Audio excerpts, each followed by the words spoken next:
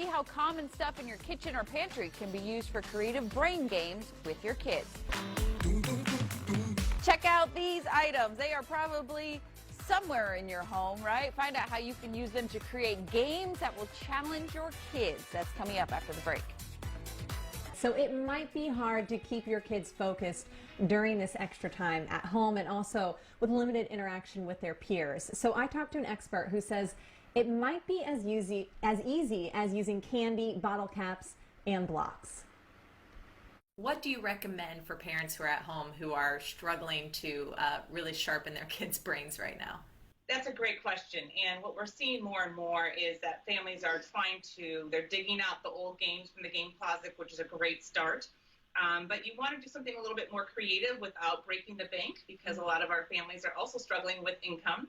And what I'm going to show you today is what you can do with objects you have around your house. You don't need to go buy $20, $30 games. You don't even need to have a board game. You can use what you have around the house and keep your brain sharp. I love this because it's things that you already have there, because you don't want to go out right now either. So what do you have in front of you? What are you showing us today? So the first thing I tell people is go to your drawers in your kitchen, in your junk drawer. We all have that junk drawer in our kitchen, and pull random things out of the junk drawer. I have a number of different random things. A glue stick, I have a funnel, glasses, a nutcracker, tape, a key.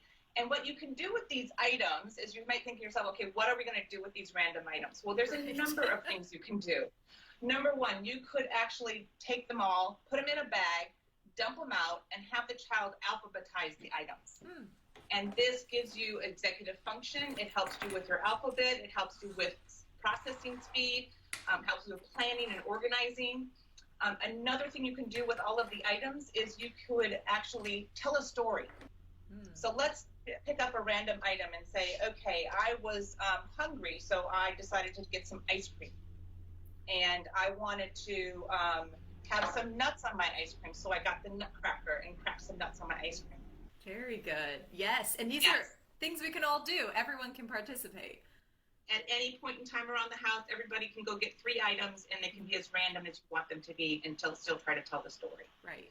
So another thing that you can do is I have created 2 grids on 2 pieces of paper. I just used a ruler and a Sharpie, and I have 6 squares on each one.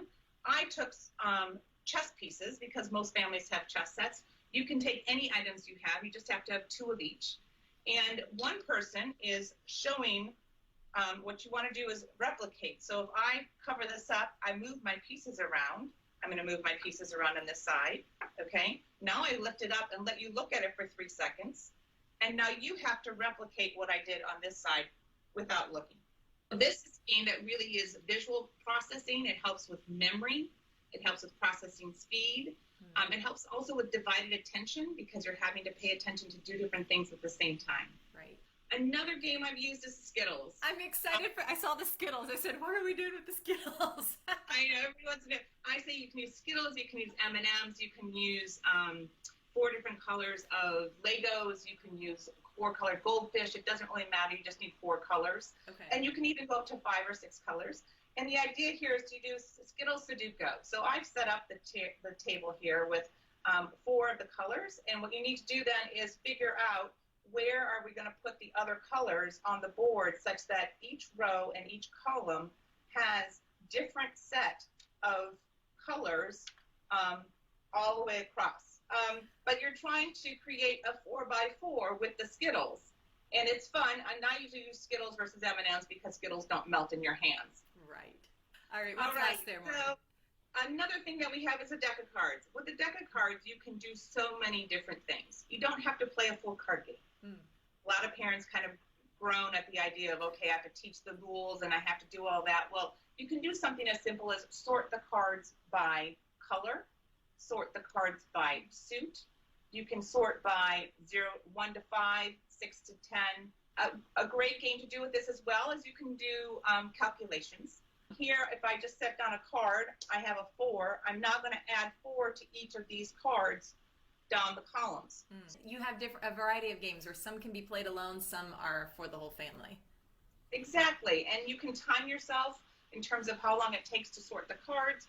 You can even make it more difficult and set up each other for more challenging things. Like if I wanted to do something where I have to add the first two, subtract the third, and multiply by the fourth. Right, get creative. And get creative, and then put down another 4 cards, another 4 cards, another 4 cards, and see how quickly you can get through the entire deck. That would definitely work your brain. For these tips and so much more, check out our webpage, WUSA9.com/greatday.